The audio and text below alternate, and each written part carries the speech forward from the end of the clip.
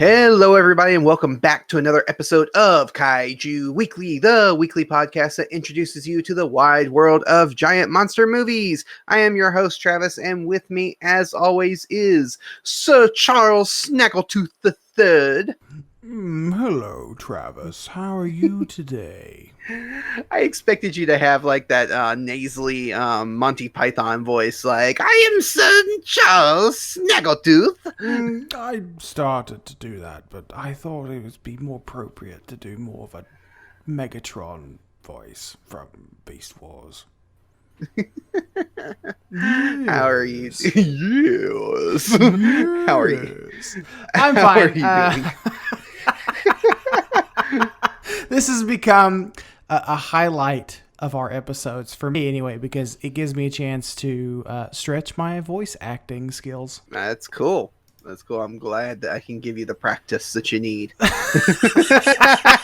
Not that I'll ever use it, but still, it's a lot of fun. So yeah, I'm doing fine. I can't really complain a whole lot, but under a moderate amount of stress, but it's mainly just been work stress. So that will pass. Yeah, I understand work stress.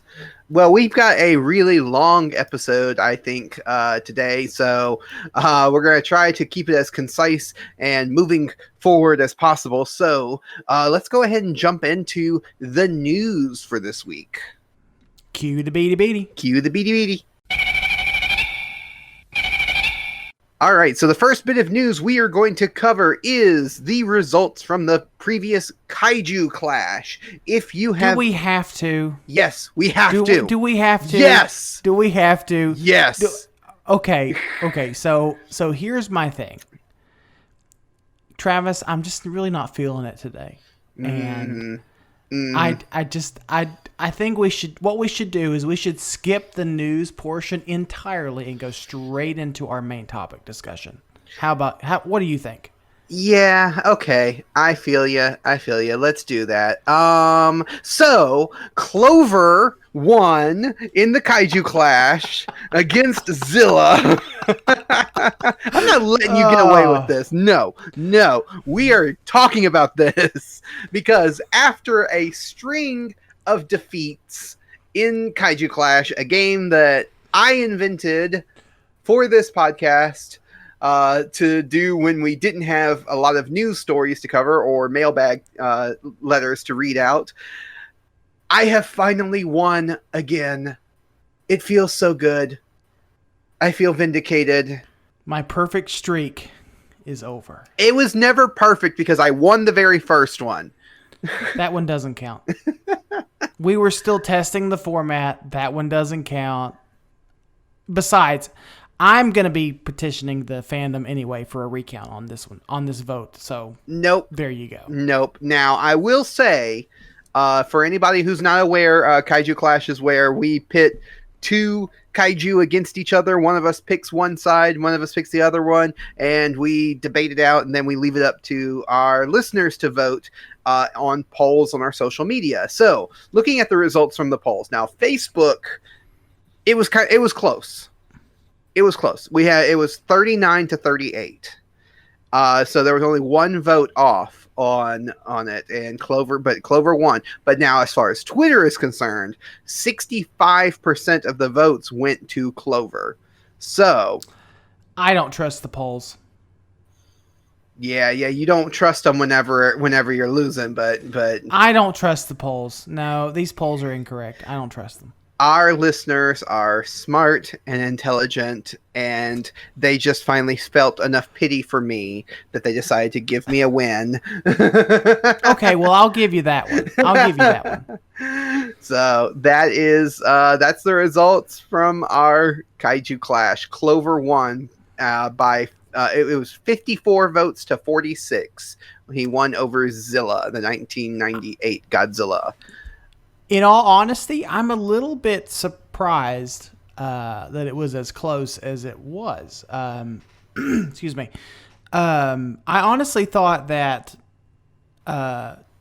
Clover would have actually won by a bigger margin than that. I don't know, because there's a lot of G98 fans out there, surprisingly. So it didn't really surprise me that much that Clover won, but it also didn't surprise me that much that there was it was a closer race than we expected, or than what you might have initially thought.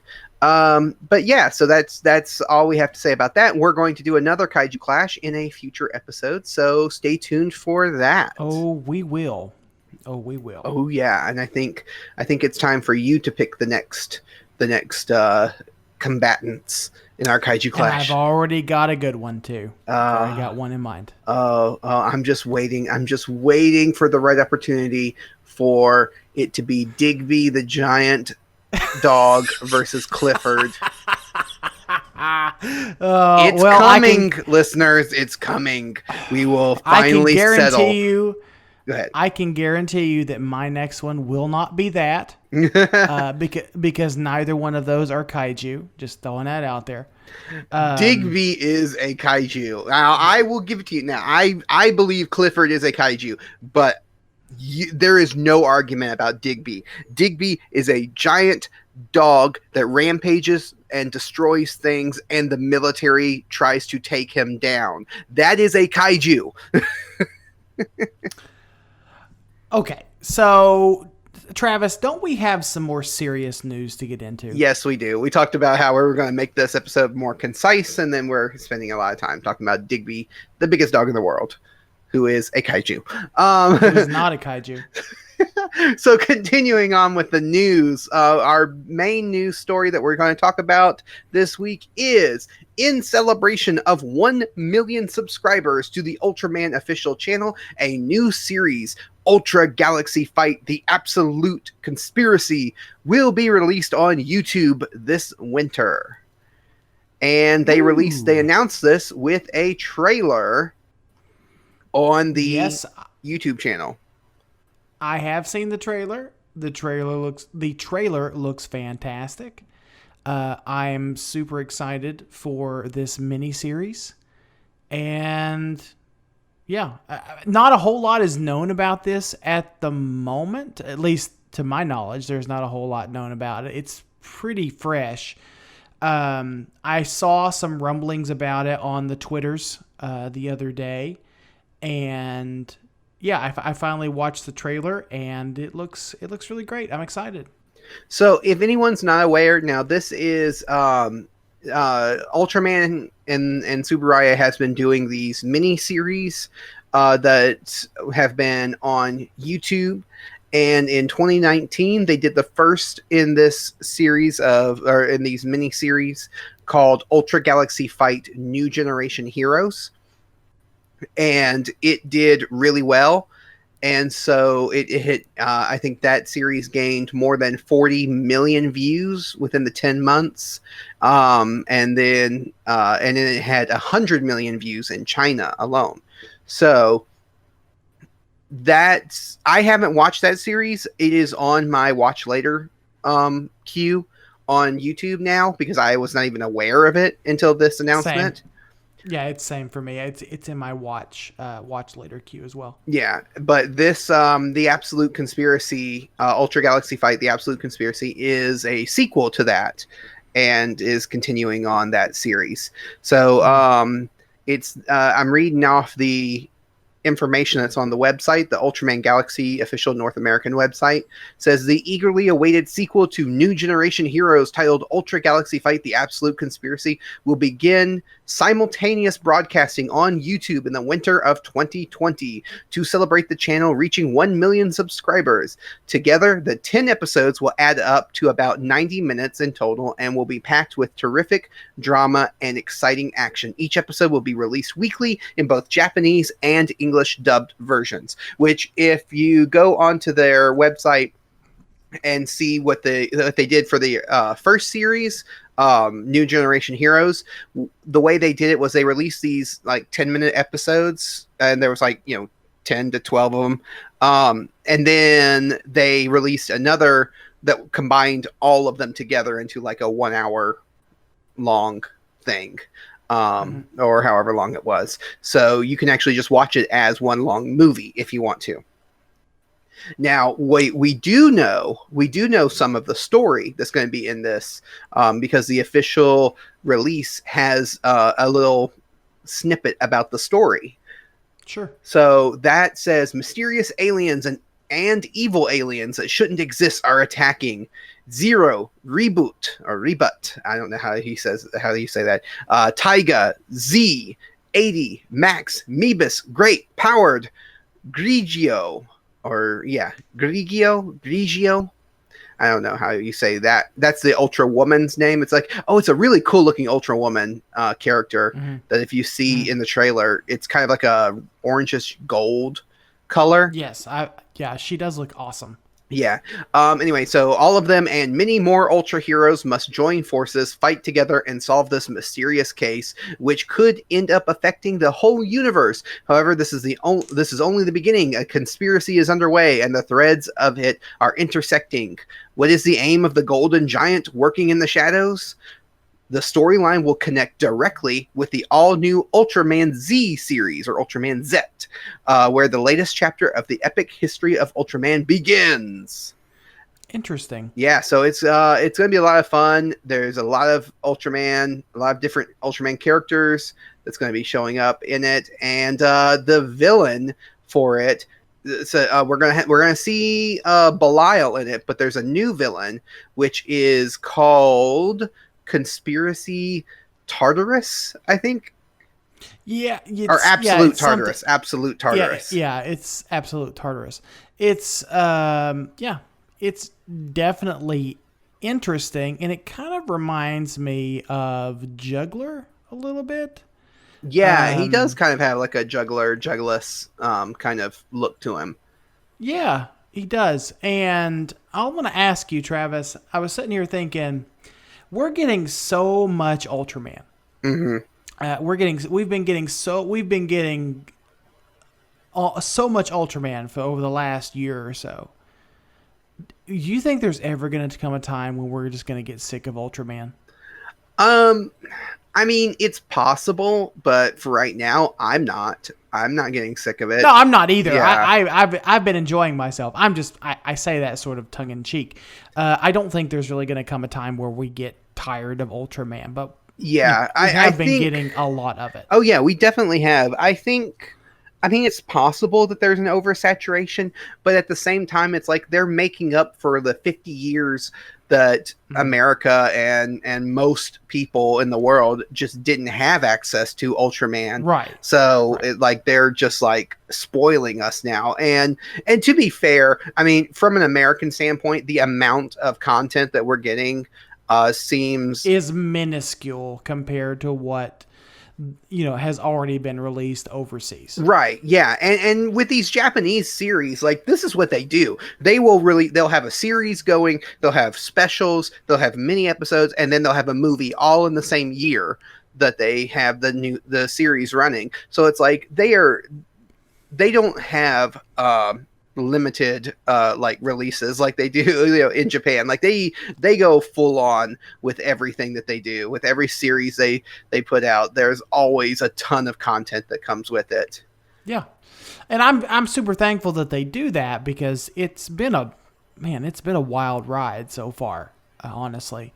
Just consuming all the Mill Creek stuff, and now we're getting this really unique opportunity where we're watching in sort of real time Ultraman Z on YouTube along with the rest of the world, and it's a good time. It's a really good time to be an Ultraman fan. It's a really good time to be just a fan of tokusatsu and Japanese programming in general, because we're getting exposed to so much of it.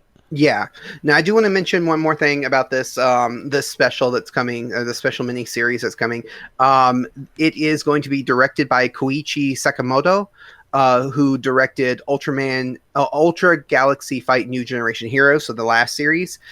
He's going to be, it says he'll continue to be the man behind the megaphone for our newest series. He is well known for his work in popular hero and action series in the United States, both as a director and executive producer. In Japan, he directed Mega Monster Battle Ultra Galaxy, the movie, which is the movie that we watched, me and you and Nathan watched that movie together. It was the first appearance of Belial. Okay, yeah. Yeah, that was something. Yeah, so that's the movie that he directed, and then he directed also this mini series that came before this, and now he's directing this one. So, I'm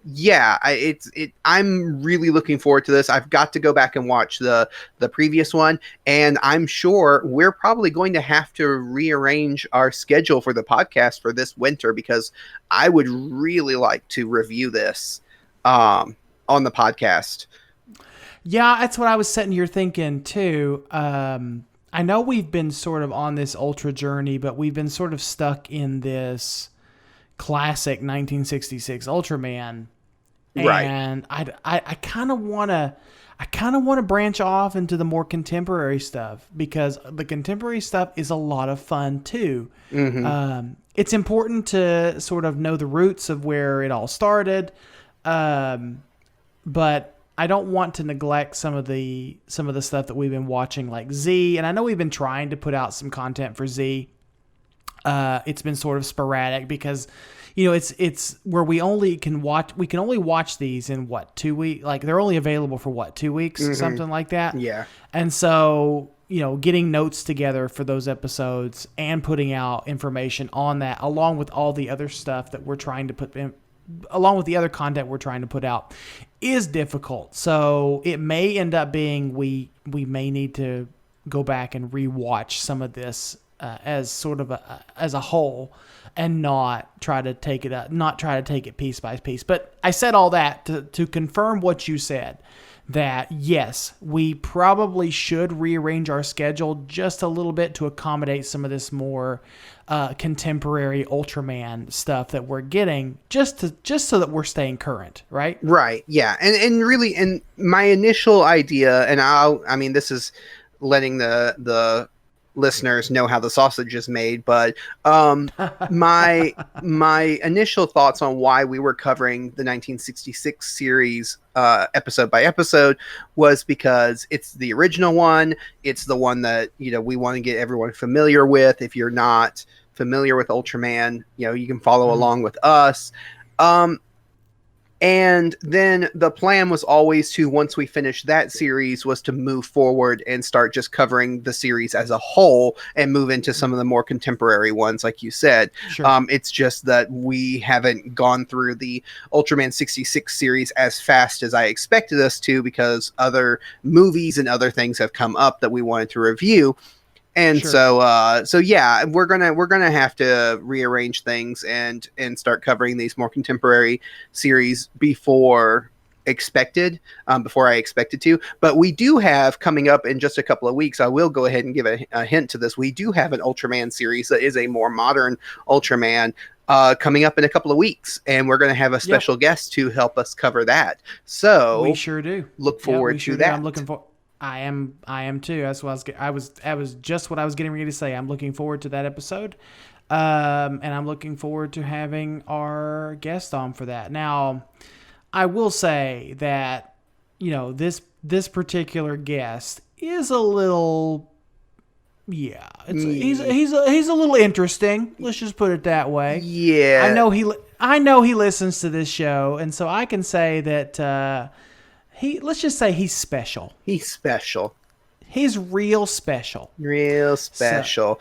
But yeah, so going back to this thing about this Ultra Galaxy fight, the absolute conspiracy. Now, I will include the link in the show notes to the website for ultramangalaxy.com, which is the official website for North America for all Ultraman content. So you can read the announcements and stuff there and read more information. They also have a special YouTube video that is Ultraman, the original Ultraman, sharing the golden play button in the video and showing how they have reached 1 million subscribers and thanking everyone for that. So that was a real special video that they put out as well.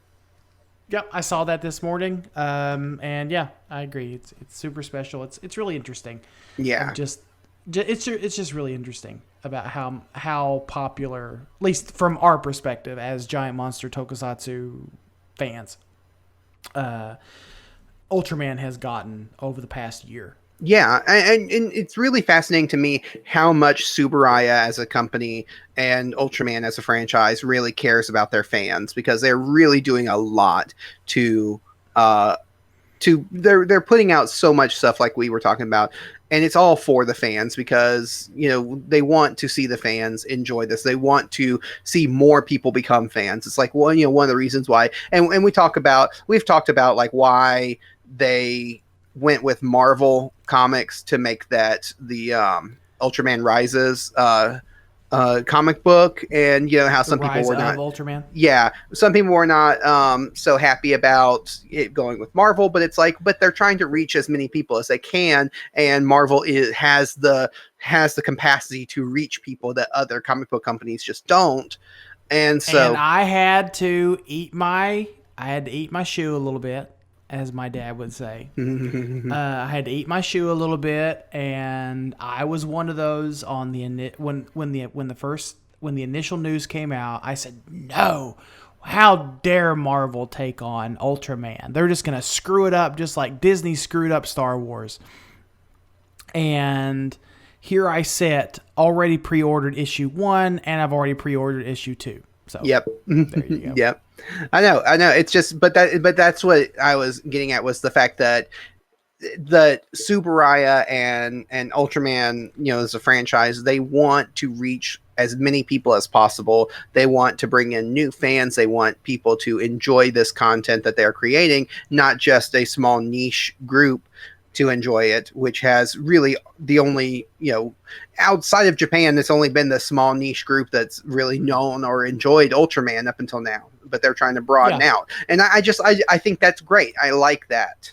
So let's move into our main topic for this week. All right, I'm ready. So we asked a trivia question last week that hinted to what this week's topic was going to be. And the trivia question was, what giant monster film is referenced in the opening song of the Rocky Horror Picture Show? And surprisingly, I forgot that question wasn't specific enough. And there was actually multiple answers to that one. Yeah. Yeah. I listened to it. I went back and listened to it myself, and yeah. Yeah. So let's look at the answers that we got. So we got from Monster Island Film Vault podcast, we got Godzilla versus King Ghidorah 2. Let's do the time warp again. Let's do the time warp again. Yeah, it works perfectly for Godzilla versus King Ghidorah. It absolutely does. Jimmy from NASA said Little Shop of Horrors. Close, but no cigar. Giant Monster BS said Pixels. I'm surprised they didn't say Monsters Inc. We love you guys at the Giant Monster BS. You guys are fun. I love it. I love the answers you guys give us. The Aqua Slug on Twitter gave us a line from the song saying, Leo G. Carroll was over a barrel when Tarantula took to the hills. Yeah, it's hard to sing when there's no tune to like keep you on track, but or when your co-host doesn't really know the words to the song. Yeah, it's really hard. Yeah. Sam Perrin, our previous guest to the podcast and our favorite resident ecologist, said Day of the Triffids or King Kong. He also mentioned... Thank you, Sam. Yep. Thank you, Sam. He also mentioned that Brad is also very tall, so maybe Brad counts as the kaiju. From Rocky Horror. You haven't seen Rocky Horror Picture Show, so I have. I will say that I like Little Shop of Horrors better. Yeah, I don't disagree with that. I do think the music in Rocky Horror Picture Show is better. I like the music better in that one, but I do like the movie and the play and everything from Little Shop of Horrors better. But that's neither here nor there. Gamera on Twitter sent us in King Kong. Gamera said King Kong. Okay. Guy Micklemore, at Couch Guy on Twitter said King Kong, obviously, but also Tarantula. And then he also said Tarantula is definitely a giant monster film, and it is. And Guy, go ahead. I'm seeing a theme with some of these answers, Travis, that kind of lends to what you said about not being specific enough. Yeah, I should have done the giant ape movie, not giant monster movie, because there was multiple giant monster movies listed in that song. So, but yeah, he said that Tarantula is definitely a giant monster film, and yes, Guy, it is, and yes, we will cover it on the podcast at a future date. So stay tuned for that. Then Yojimbo65 also gave us the lyrics to the song. I knew Leo G. Carroll was over a barrel when Tarantula took to the hills, but then something went wrong for Fay Ray and King Kong. They got trapped in a celluloid jam. I can't sing, so excuse me. I don't know the words, or else I would do it for you, Travis. Cliff Allen said King Kong. Jeffrey Randolph said Tarantula. Davey on Instagram said King Kong and Day of the Triffids are both mentioned in it. It came from a monster movie. So Henry from the It Came From a Monster Movie podcast said Tarantula for sure. Then you got Day of the Triffids and King Kong 2. So, yep, he's he listed all three of them. And then my favorite answer from this week, Nick Blackler, who said Yeti of the 20th century. And he even included the lyrics that are included from that song. Said Phoenix Grant's little dimples, the Yeti's freaky nipples. Unfortunately, and then he said, unfortunately, these lyrics were cut. I can't sing it. I'm sorry, Nick, if I could sing it. Let me try. Let's see. What's it? Oh, shoot. I'm trying to remember the tune. Okay, I'm going to cut all this out. Don't worry.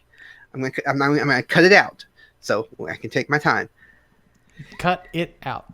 Phoenix Grant's little dimples, the Yeti's freaky nipples. I don't know. I don't know if I'm singing that right. I need the song to play in the background for me to hear it, to do it. But Nick also went on to say, unfortunately, these lyrics were cut and replaced with a couple of lines about some giant ape. And Nick also let us know that he finally caught up on our episodes, and so he can finally start answering our trivia questions each week again. And great. We're so happy. Nick is one of our most faithful fans, and we appreciate Nick. And I love hearing his funny answers. He always gives funny answers. So we are so glad that you're back to answering the trivia questions, Nick. But yeah, so our main topic for this week is King Kong from 1933, directed by Miriam C. Cooper, co-directed by Ernest B. Schoedsack. Close enough. Schoedsack. Starring Fay Ray, Robert Armstrong, Bruce Cabot. And the stop motion animation for Kong and all of the monsters were done by Willis O'Brien. Which is a common misconception with this film, because people think that Harryhausen did the special effects for this film, but he did not. Nope. Harryhausen actually studied under Willis O'Brien, if I'm not mistaken. Yep. Is that correct? Yep, he studied under Willis O'Brien, and he did the stop motion effects for Mighty Joe Young with Willis O'Brien's help. So I think that's where the confusion comes from. The plot breakdown for this movie, if anyone is unaware of what King Kong is about, I mean, come on. A film crew goes to a tropical island for an exotic location shoot and discovers a colossal ape who takes a shine to their female blonde star. He is then captured and brought back to New York City for public exhibition. So, getting into our opening thoughts for the movie. what are your opening thoughts about King Kong, the original from 1933? That for a 90-year-old movie, it holds up surprisingly well. Yeah. I think I did. Yeah, it's like 87 years old at this point, if I'm not mistaken. I'm probably failing at my math skills right now, but close enough. For an almost okay, here we go. For an almost 90-year-old movie, it's really well done. I was watching this last night because I think you and I were talking about you and I both know this film pretty well. I think any giant monster fan knows this film probably inside and out at this point. But I wanted to rewatch it because I wanted just a quick refresher to see if there was anything that I missed from the last time I viewed it, which was probably, I don't know, maybe a year or two ago. But, it's just, other than there was really not a whole lot that I didn't remember from the previous viewing, but I came away with thinking to myself, man, again, for a really old movie, it holds up really, really well. And it's there's not much else I can say about that except for it's just really solid and really great. And I just don't know. I don't know why anyone who's into giant monsters and kaiju or, that whole genre would not go their entire lifespan and not watch this film. Yeah. Well, that's and my opening thoughts for this was plain and simple. What is there to say about this movie that hasn't already been said? Well, there's that too. Yeah. I mean, this film has been you and I were talking about this last night. This film has been overly analyzed to death at this point. Right. Everyone has something to say about this movie.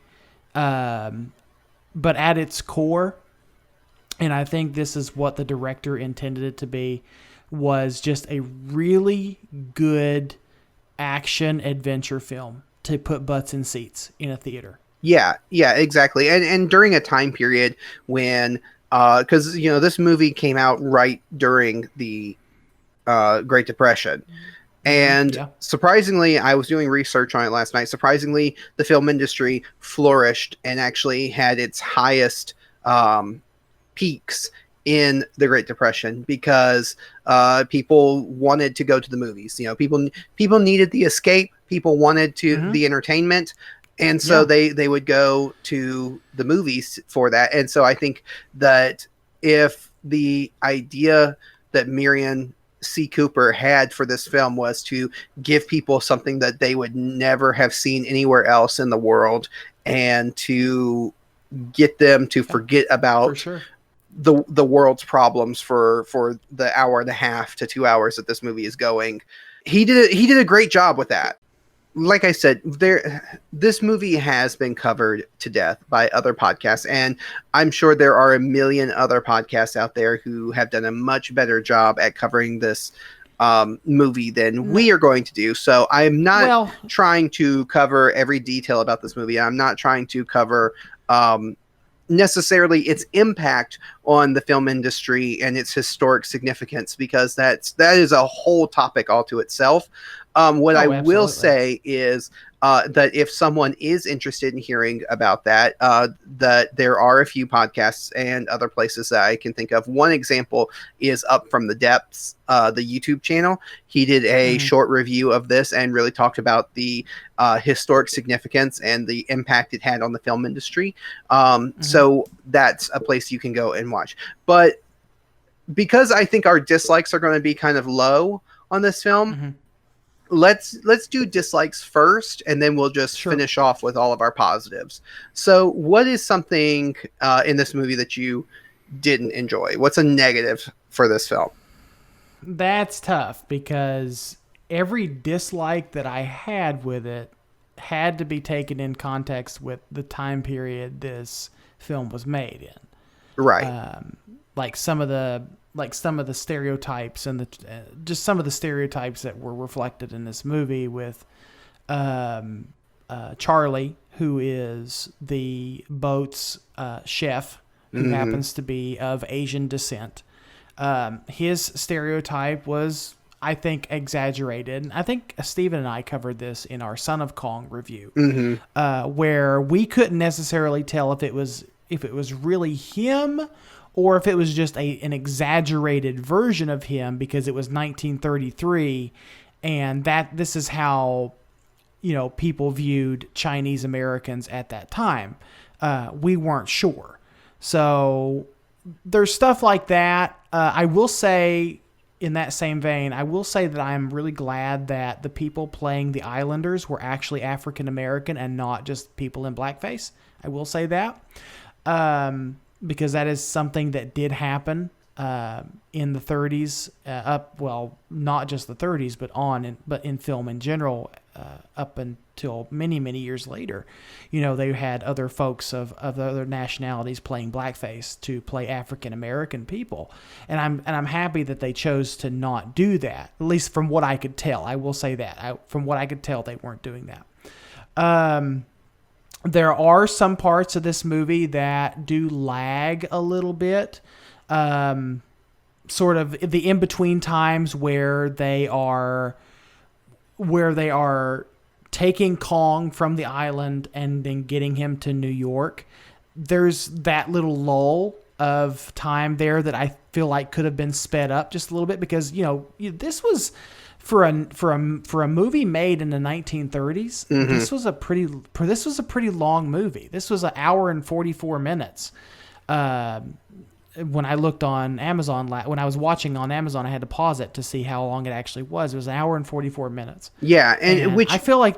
Yeah, go ahead. Go ahead. Yeah, I was just gonna say I feel like that was extremely long for the time when this movie was made. Yeah, you're right. It was a kind of long, especially since at the time period, when you would pay like a nickel or a dime or 15 cents to go to the movies. And the way that they were set up is there wasn't a set time that you would go and, the movie began at this time and this is what time you had to go in there. You just paid, you go in, and it would just be on a loop. And they would also include, you had an A film and a B film. The B film was usually played first, A film was played second, or sometimes it'd be reversed, but it depended on the theater. You also had newsreels and a cartoon. So generally, when you paid 15 cents at most to go to the movies in the 1930s, you got 4 hours of content that you could sit through if you chose to sit through it. That's amazing. Yeah, it is absolutely amazing. And that just shows the longer the film was, the less time they had for other stuff like the newsreels and the cartoons and stuff. So that's why films weren't super duper long, or if they did become super duper long, they just didn't have a B film included with it. This film, from a historic standpoint, is really interesting because this film is less than 10 years after talking pictures actually were invented and popularized. This movie comes out. So this movie is only less than 10 years before they weren't even using sound or talking in movies at all. And then here's this movie. And then this one comes along and it's such a huge special effects movie.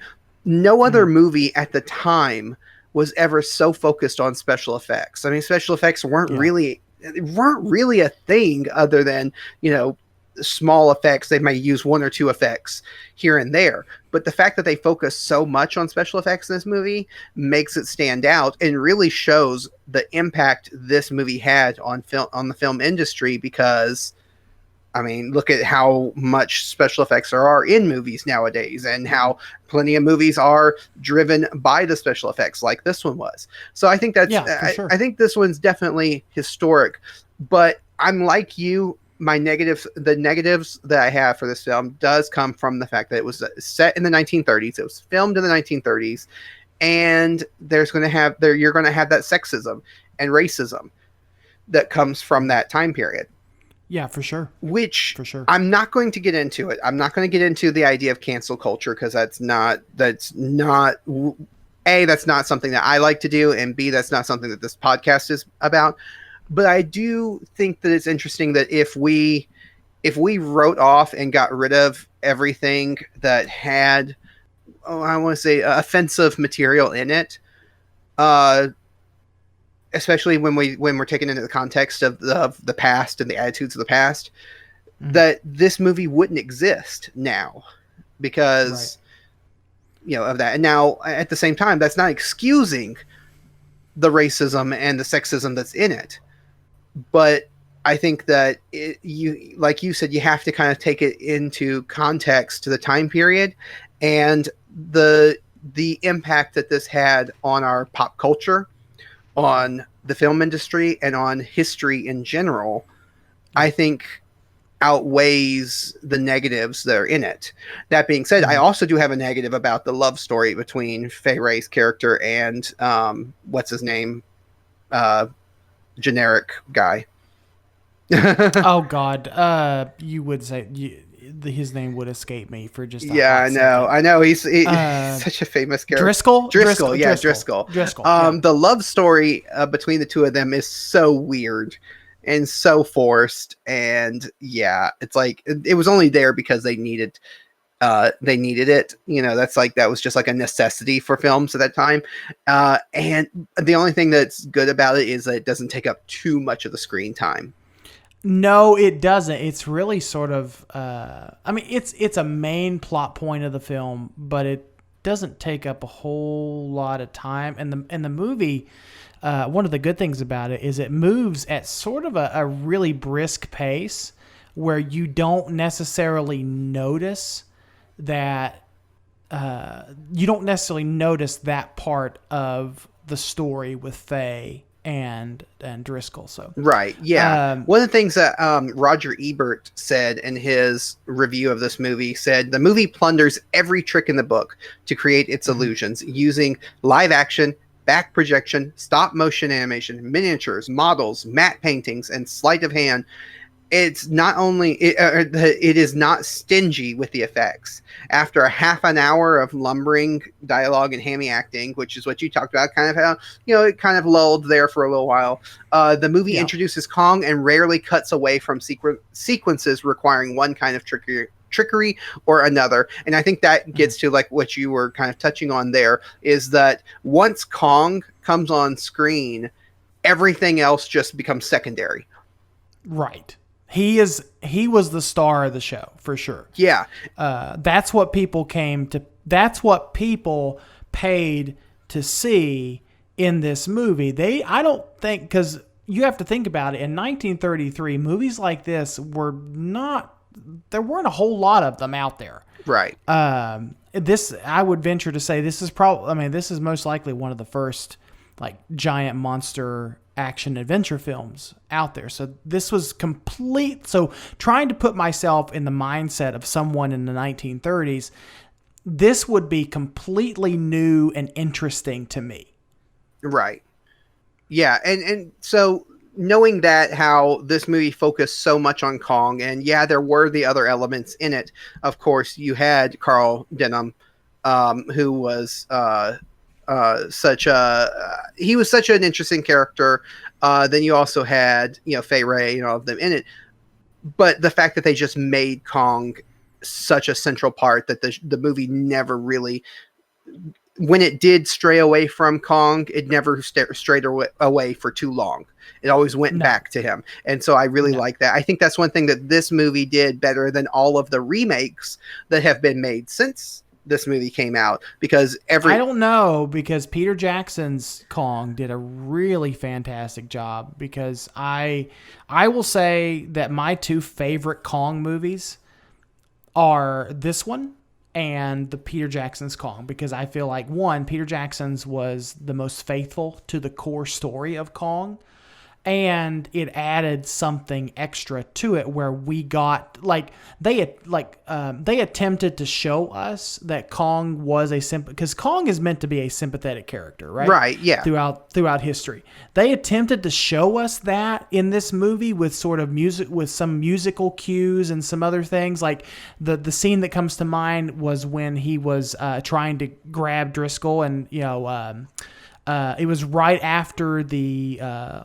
log attack, which I want to get into in just a minute, because I had a thought there, like when he's when he's attacking the other people on the log, in that scene, and then that music. There's a little slight musical cue that kind of plays. I think it's violins or an oboe or something that just makes us. That kind of cues you up to think, well, maybe we should feel sorry for Kong in this moment. Yeah. Well. Now I will say this. Now this was a point, I even have it written in the show notes. What I'm getting at is, and we might have dissenting, whatever, ideas, Right. and viewpoints Whatever, on the 2005 Kong, because I don't like that movie. But we'll have to cover that when we cover that movie in a future episode. But what I'm getting at, what I think is interesting about this movie, to me personally, my opinion, is that the fact that this movie made Kong such a central figure in this movie, that so much of the screen time is dedicated to him and everything that he does. Whereas in the remakes, the 76 Kong and the 2005 Kong, I think they spend too much time on the human characters. I think the balance is not there. They spend too much time developing those human characters instead of spending all that time on Kong, which is what this film did. Now, one thing that I think some of the remakes did well. Hold on one second. One of the things I do think they did well is, I do think that the remakes, both the 76 one and the 2005 one, did build up the tragedy of Kong, and the relationship between Kong and the female lead in those movies, I think, was better in the remakes than in this one. So right, I do agree with you on that. Sorry. What I'm saying is, though, in some of the remakes, especially 2005, you are sort of right. I think I have to go back and look at the actual screen time of Kong versus the human characters, and then compare it to this film, but that I've not done that legwork. But what I'm going off of is memory. When they do put Kong on screen in some of these remakes, they at least make it worth it, to where you do feel for the creature. You do feel for Kong, especially in 2005, because in 2005 he had more personality. There was more. You are more emotionally invested. Right. Yeah. And I don't disagree with that. That's what I'm saying. I don't disagree with that. I think you're right when it comes to that. I'm just talking about screen time alone, just the amount of focus that they put on Kong. I think they did more in this movie than they did in the remakes. Whereas yes, I do think that the character of Kong was better developed in the remakes. Right. But what I'm ultimately getting at is, the moments you do see the monster, the moments you do see Kong on screen in some of the remakes, it's worth it. It pays off more than, say, the screen time for the human characters, because aside from is it Naomi Watts? Mm-hmm, yeah. It was in 2005. Aside from Naomi Watts and a little bit of Jack Black, I didn't care hardly any about the human characters in 2005, honestly. I cared about the relationship between Naomi Watts playing Fay Wray and King Kong. That's all I cared about in 2005. Yeah. And in 1933, I find myself only caring about Kong, really, and maybe a little bit of Fay Wray, but I find myself caring more about the Beast than the Beauty. Yeah. I get what you're saying, and I think we'll have to discuss more about that when we get to the 2005 one, because I think that's going to be one of the movies that we have a big difference in opinions on, because I know that you enjoy it and I don't enjoy it, but I haven't seen it in a while, so I need to revisit it.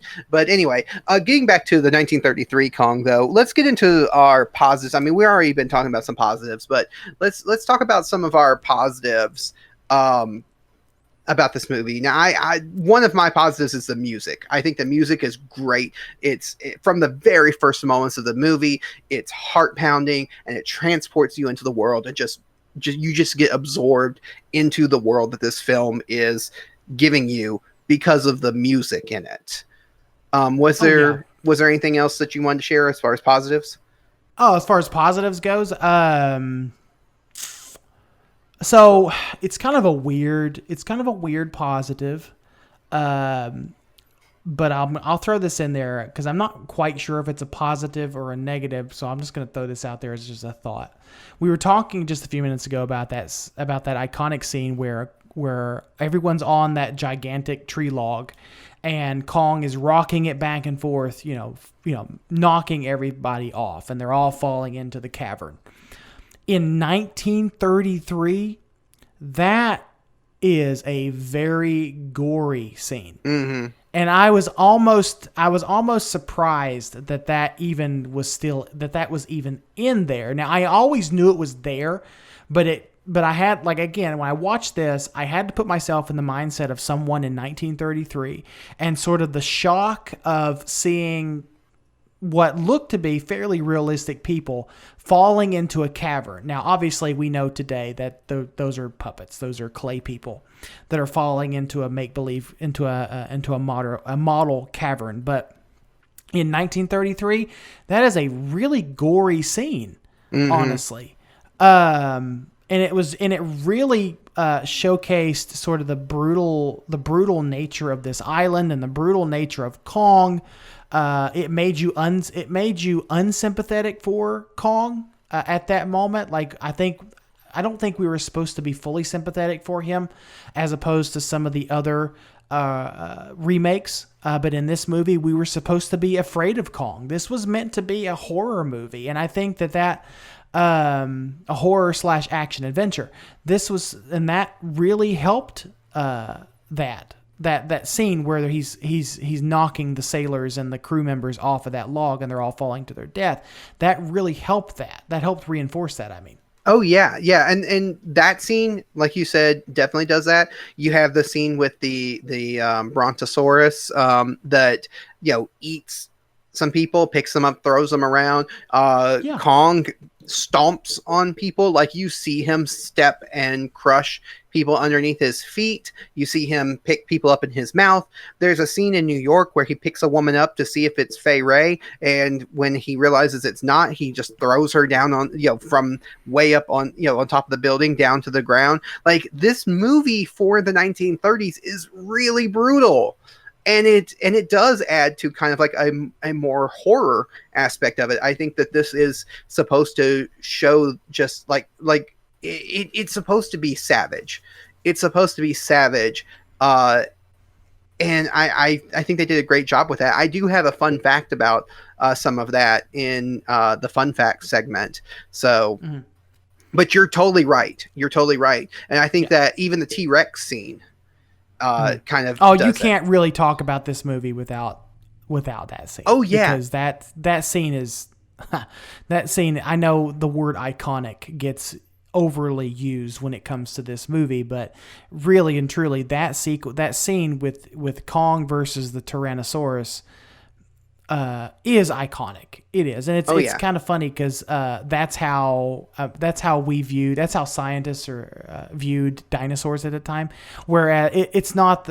You'll notice that anyone who watches this film that the T-Rex stands more upright, instead of kind of crouched over, and more balanced, like you see now, like what we know of today. Of how a T-Rex stands, like in Jurassic Park. There we go. It's not like that. It's not like that, and it's just. Let me back up because I got off track just for a hot second. But yes, that scene. You cannot talk about this movie without mentioning the Tyrannosaurus scene when Kong fights him, the jaw breaking scene, which gets referenced a lot. You can't necessarily have a dinosaur fight between Kong and another kaiju or a dinosaur without having that jaw-breaking iconic sequence. We see it in King Kong Escapes with it replicated with Gorosaurus. I'm sure that there's other. I can't remember if it's in. Is it in 76? I can't remember. Yes, it's in 76 with a snake, a giant snake. Gotcha. So that's sort of Kong's signature move that you have to have it in any Kong film. It's in 2005. But yeah, I took that rabbit trail to say, yes, that scene with the Tyrannosaurus is iconic, and it really builds up the drama.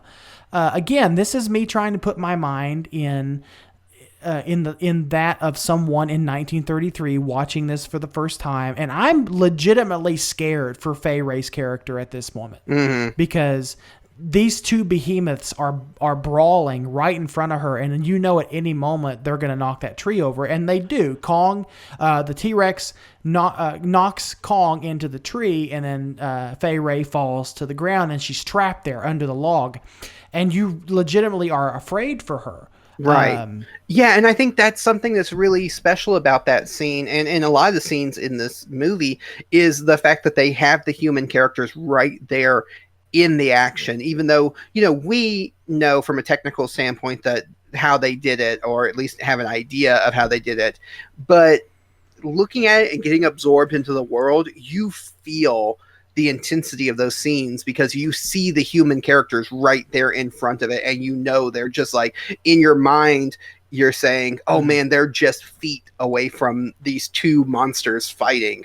And so, yeah, it's really great. That's one of the things I think that makes this movie hold up, is that it finds a way to pull you into it. And even though the effects are not as good as modern day effects, you're so absorbed in the film and you're so absorbed in the adventure that you don't even pay attention to, oh well, that effect kind of looks a little cheesy by today's standards. No, you're just like, oh my goodness, these two monsters are fighting, she needs to move, she needs to run, type thing. Yeah. So yeah, let me, if you'll allow me just for a hot second, just to throw some negativity lettuce, or negativity onions rather, on top of this positivity sandwich. Okay. One of my dislikes for this movie, and it's very trivial, I get that, was the amount of time Fay Wray spent screaming. It was constant, and it got on my nerves. Like, listen, like, lady, why do you need to scream so much? I get that it's 1933, and you have to play up the terror aspect of this movie, but come on, like. Yeah, it got on my nerves. Yeah, it was a lot. It was a lot, but at the same time, I think Fay Wray is probably the quintessential like Hollywood damsel in distress. I think when you think of damsels in distress in Hollywood in movies, you think of Fay Wray in King Kong. I don't think there would be any I think all of the other damsels in distress in later movies are trying to match the level of intensity that Fay Wray had in this movie because she really did. She went for it. So yeah. So to me, it's a positive, but I definitely can see where it was kind of annoying. I do want to ask you a question though. Sure. We've talked about a lot of the scenes in this movie, and there's a lot of iconic scenes. Right. So what scene in this movie is your favorite? My favorite? Oh boy. Man, because we've got scenes. Go ahead. That's difficult because I want to pick something that's not your typical scene that you would pull from when you're talking about this movie. Like, I could easily say the battle between Kong and the Tyrannosaurus, or Kong on top of the Empire State Building, or Kong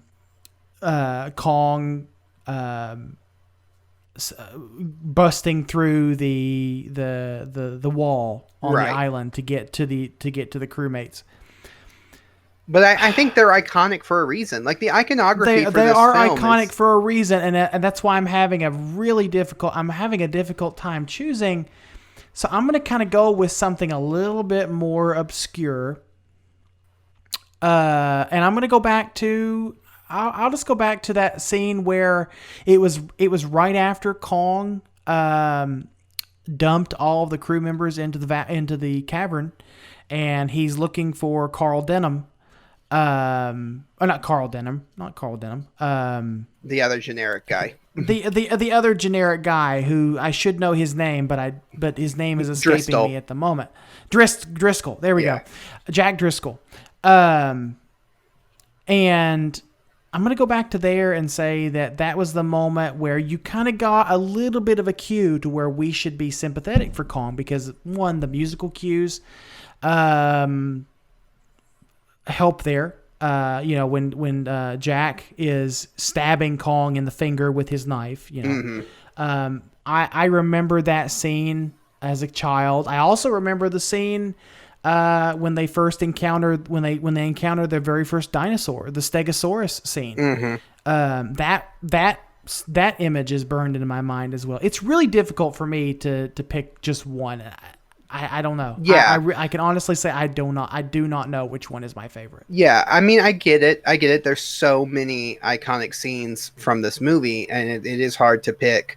I think my favorite one is after he's in New York and he's stomping through New York. There's a scene where he attacks an elevated train, and I really like that scene. I like how it cuts back and forth between Kong, the miniatures, destroying the miniatures, and also the people in the train and what they're going through and trying to escape and everything. And it takes me back to being a kid.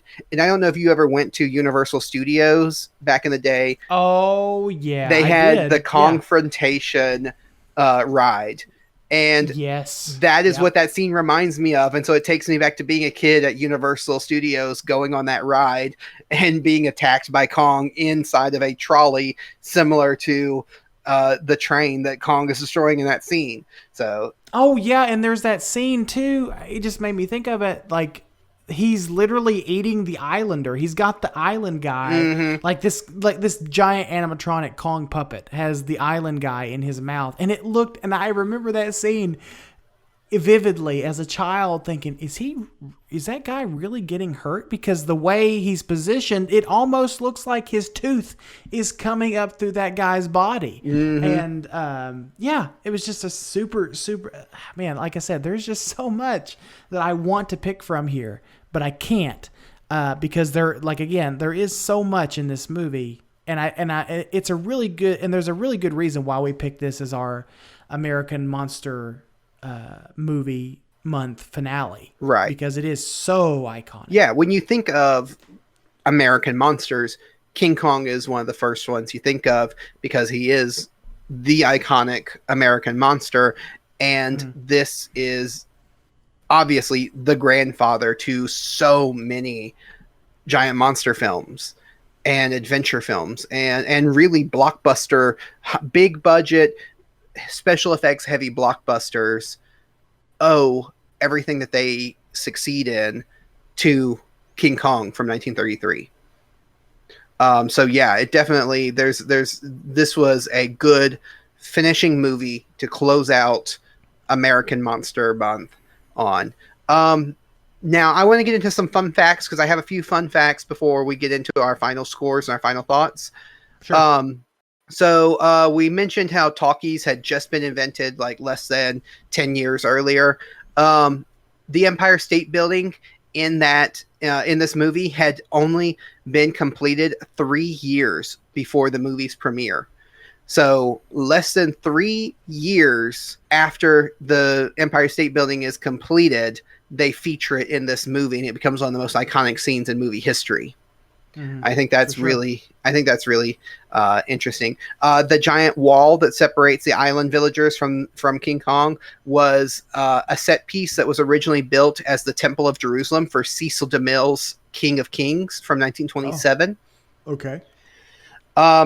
Let's see. So this was a fun one. The 2005 DVD restoration further details the risque liberties of a 1933 pre-code film release in 2 scenes. So this movie was very risque for the time period, and this was pre-Breen Code, I think is how you say it, but the code of ethics and the moral code that they imposed upon films I can kind of see that because I was thinking to myself last night the scene when Kong and Faye are up on the cliff and he's stripping away parts of her clothing, right? Yep. That's what made me think of that. I'm glad you brought that up. Yeah, that scene, and there's also the scene where she's on the deck. And Charlie is sitting there peeling potatoes. Also, when she's on the boat and they're doing the test footage of her with that dress and the material that they use for that dress, it's obvious when you're looking at it that Fay Ray was not wearing a bra. And it's very obvious, especially since they've restored it. Now it's at like 4K resolution, and like you can really tell.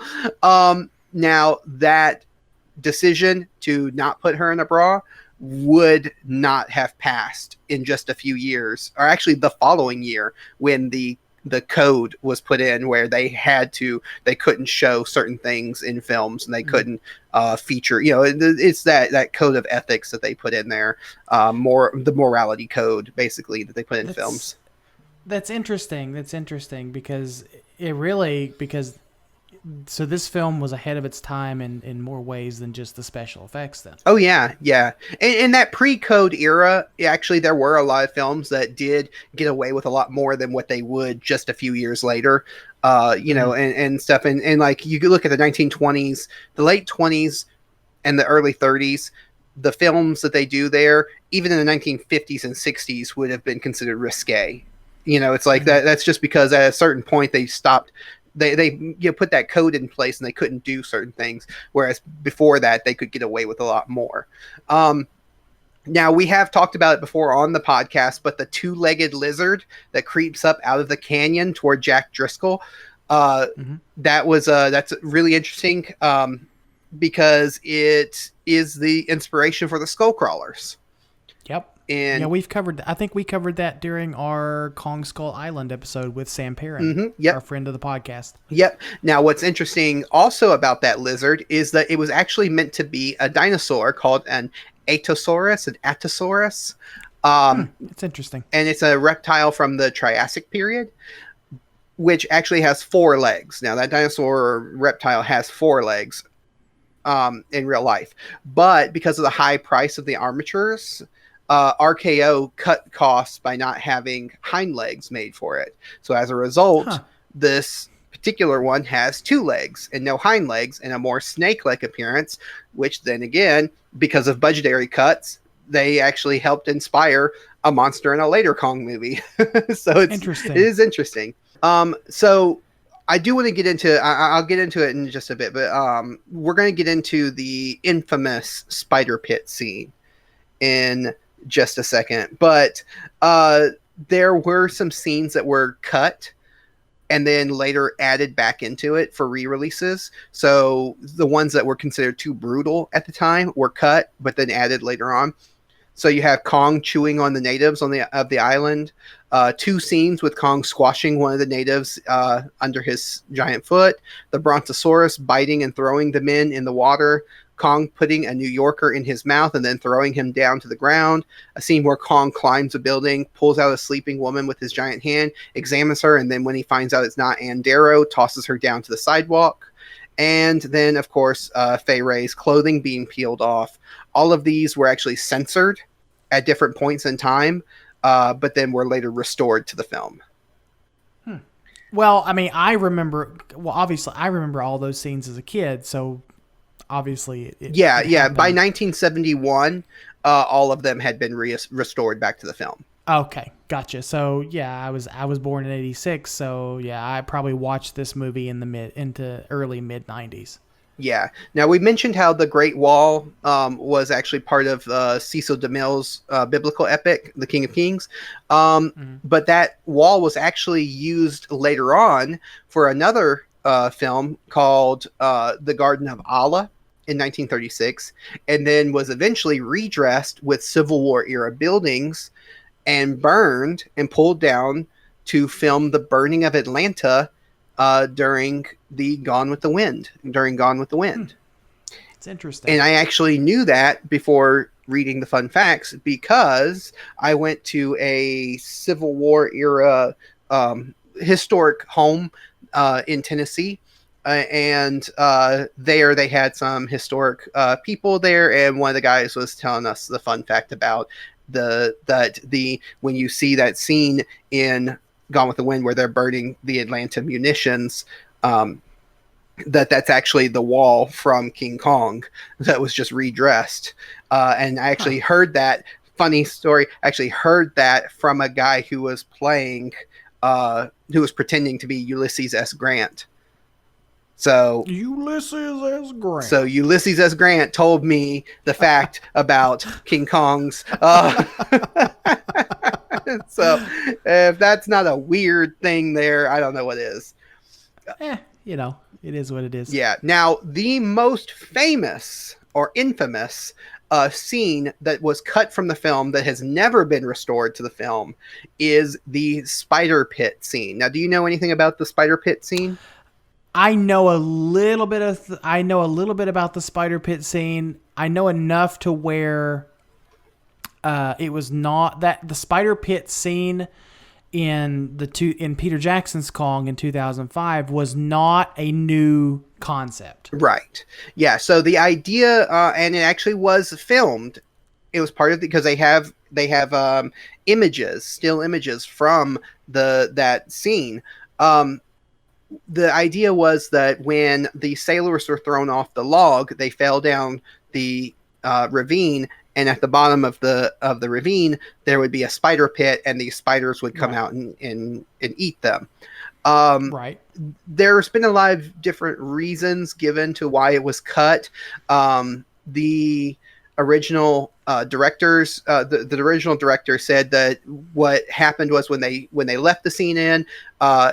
During the test audiences, that the test audiences spent the rest of the film talking about that because it just felt too brutal, and so they became obsessed with that scene and ignored the rest of the film. So he felt like it just detracted from the overall film, so he cut it out. It was supposedly destroyed, which is Okay. unusual because there's so many of these other scenes that were cut that were saved, but that one for some reason was destroyed. So there, as far as we know, as far as like film historians know, there is no surviving footage from that scene. In fact, for a long time, it was not even thought to be real. They thought it was just somebody made it up, but it actually is in the original script. There are storyboards made of that scene, and there are still images from that scene. And there's an article that I read all about it that I think is really interesting that I will link in the show notes below.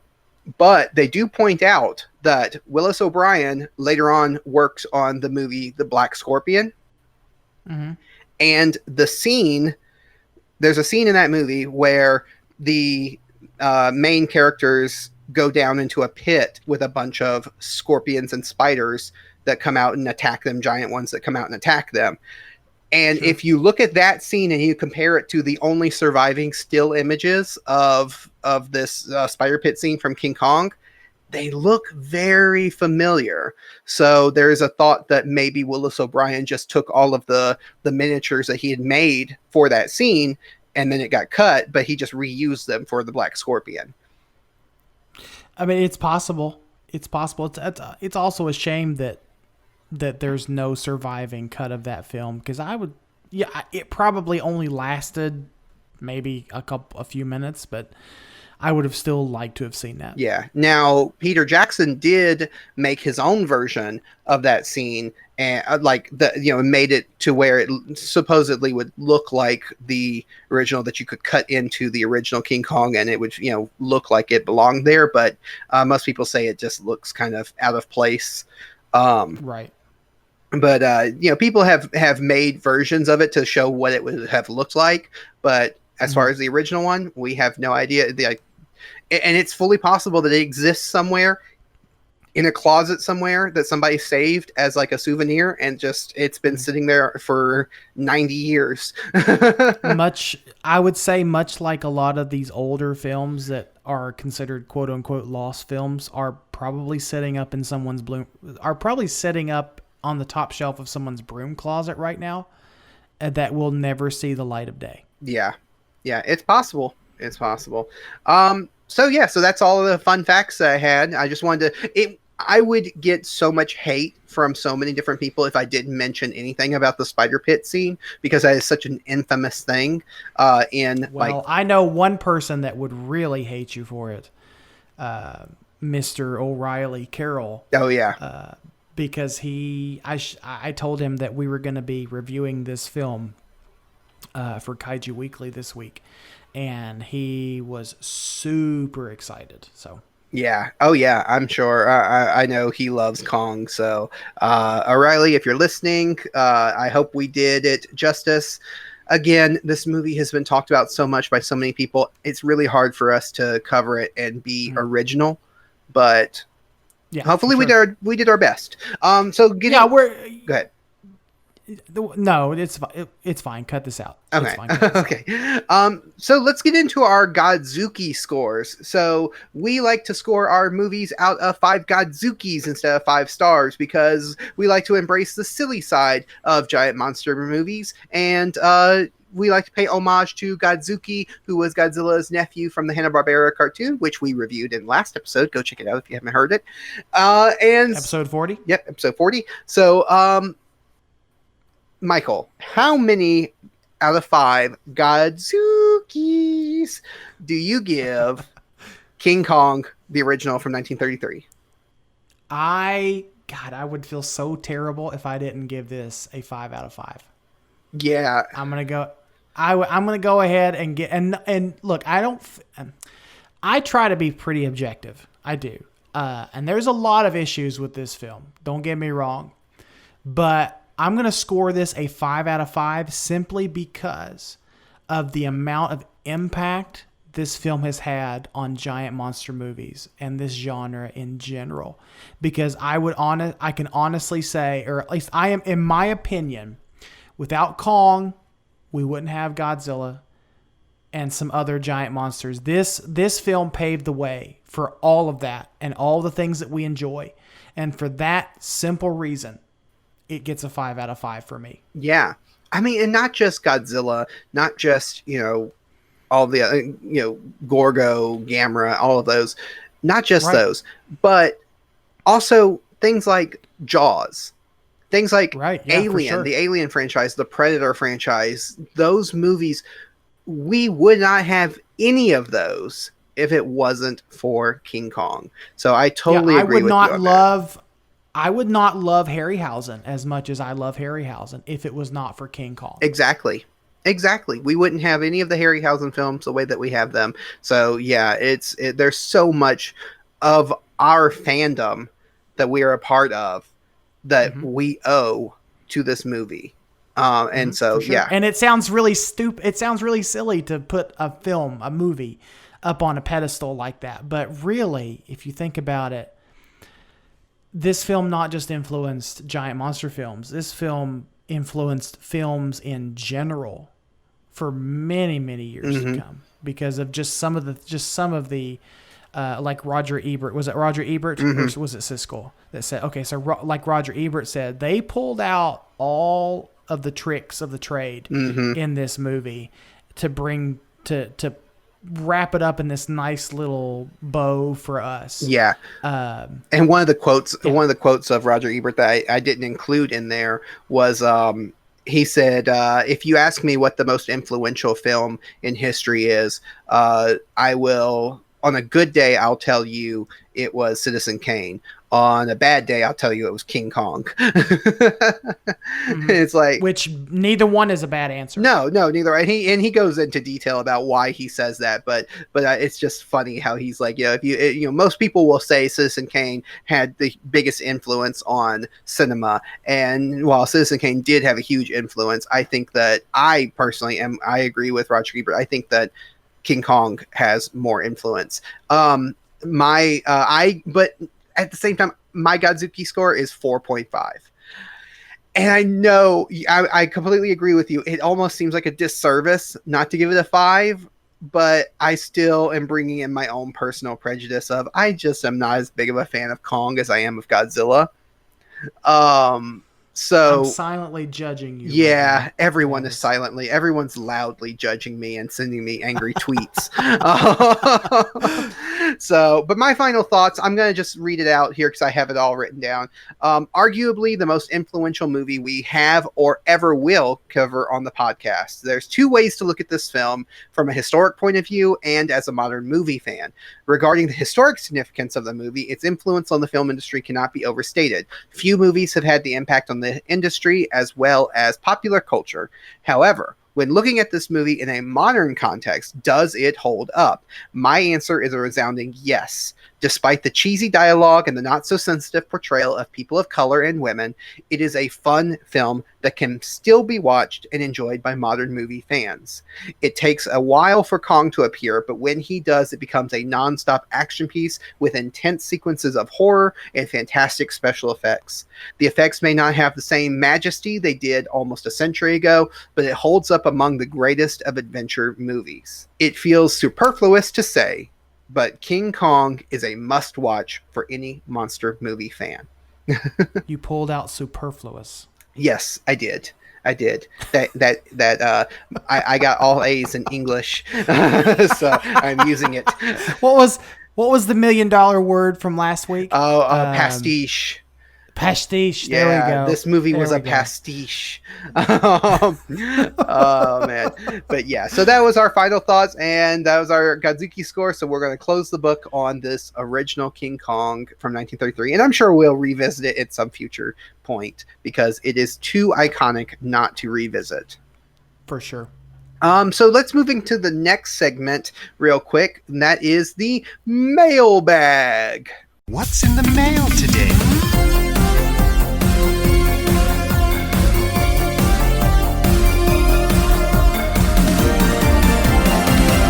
So, in our mailbag, we had a question on the Kaiju Groupie Facebook group, which people can go and check out because that is a Facebook group that Michael has started with some friends, and it is now how many members are we at now? Oh God, I don't have it in front of me, but it's like at 1,364. Yeah, we've got a lot of kaiju fans in there, and they're having fun. And so, Michael, you guys just celebrated a 1-year anniversary of starting the group. We sure did. I became a part of the Kaiju Groupie Facebook group not too long before I joined this podcast. So that Facebook group and and my time on this podcast is pretty closely tied together. Yeah. So we're going to be celebrating our 1-year anniversary of this podcast coming up soon. So stay tuned for that. But we had a question from our resident ecologist, Sam Perrin, on that Facebook group. And he said, Here's a question for you guys. Since it's American Monster Month, and there's a lot of Kong floating around, the King Kong mythos has at least contributed to a widespread misconception that gorillas are aggressive primates, when in general, they're quite docile.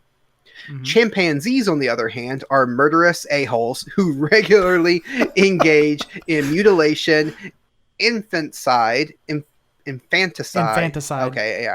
cannibalism. Would you watch a film where the kaiju is instead a large chimpanzee as opposed to a more gorilla-like species? Are chimpanzees too close to humans?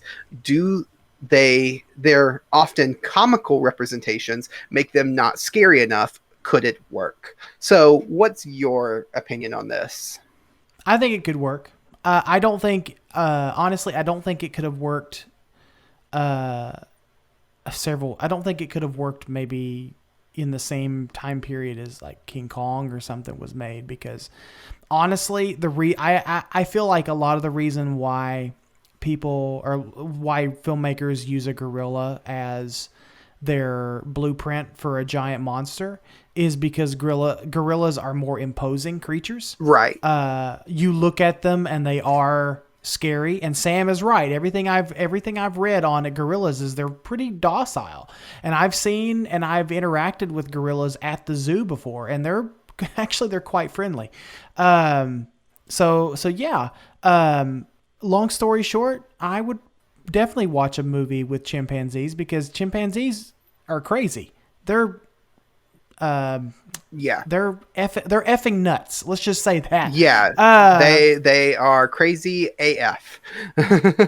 Yes, yes, they are. Yeah, I associate these like with Jurassic Park. So the gorillas are the T-Rex. They're huge. They're imposing. They have a presence to them. But the most dangerous ones are the small, agile ones, the velociraptors in those movies, and I think chimpanzees are the more small agile ones. I think that he's right. There is kind of for a long time we associated chimpanzees and what else, orangutans with comical stuff because they were in a lot of comedies, but I think that it definitely could work, and you could make them scary very easily, especially if you mutated them in some ways to where they're not quite right, or like the way that King Kong is not quite a gorilla. If you did something like that with a chimpanzee, oh yeah, it would be scary. It would work. I think a good in-between area would be a baboon, where baboons are friggin' scary too. Oh yeah. But they're small and they're agile and they're hyper aggressive. Now Sam could be the more authority on that, on sort of their species and how they interact in their troops and stuff. But I feel like baboons are just as scary as chimps, if not scarier. At least they look scarier because of the fangs and whatnot. But as far as chimps go, any animal that immediately goes for my face or my testicles first when they're going to attack me, that's something I'm not going to screw with. Right. Oh man.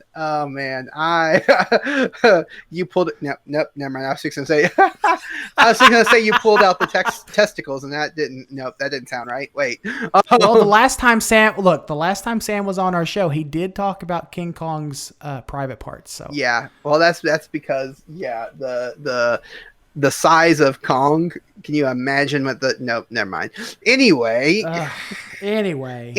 Sam, you're not even on here and we're already going down that road. So yeah, then that hopefully we answered that question. If you want to send us a question, you can do that through our social medias or through kaijuweekly@gmail.com, and you can have it read out and maybe have us go down a side road of talking about kaiju genitals. For sure. So the only other thing to do for this week's episode is to ask the trivia question that hints to next week's episode. So we are closing the book on our American Monster Month, and we're moving into the next month, which is going to be space themed. So almost all of next month's episodes are going to be involving space monsters of some kind. So keeping that in mind, the trivia question is, what monster movie was set partly in Italy only because Ray Harryhausen wanted to vacation there? Sounds like a good excuse to me. Yeah, he had never been to Italy, and he couldn't afford to do it. So he's like, you know what? Let's set the movie in Italy so that I'll have to go to Italy. All right. And just as a precursor, looking forward to this one. Yeah, I am too. It's been a while since we did a Harryhausen film. We were doing a bunch of them early on, but I'm looking forward to getting back into the Harryhausen filmography. Yeah, since we just celebrated his 100th, right? Mm-hmm. Yep. What would have been his 100th birthday. So we just want to say thank you to everyone for listening and sharing this podcast with your friends. We know that we're not necessarily the most professional podcast out there, especially ones dealing with giant monsters, but we're glad that you give us a shot and give us a listen each week. And if you want to follow us on Twitter, we are at Kaiju Weekly and at Kaiju Groupie Pod. That's me and Michael's Twitter. I almost said Facebook. Twitter. I got confused. So all the links to our other social medias are... I don't know why I'm having trouble with this. Let me start over with this. Cut it. We'll do it live. All right. We just want to say thank you to everyone for listening and sharing this podcast with your friends and family. If you want to follow us on Twitter, we are at Kaiju Weekly and at Kaiju Groupie Pod. That's me and Michael on Twitter. All the links to our social media, as well as for the Kaiju Groupie Facebook group, are listed in the description of this episode. You can send questions, comments, or answers to trivia questions to our email, kaijuweekly@gmail.com. A big thank you to Alex, Shijir, and Thorax for supporting us on Patreon. If you want to support us on Patreon, you can do that at patreon.com/kaijuweeklypod and help us fulfill our dream of going to Blobfest and getting to see the goo, the original blob goo that's still in its bucket. You are really pushing hard. I'm pushing for this. I want listeners. I must see the goo.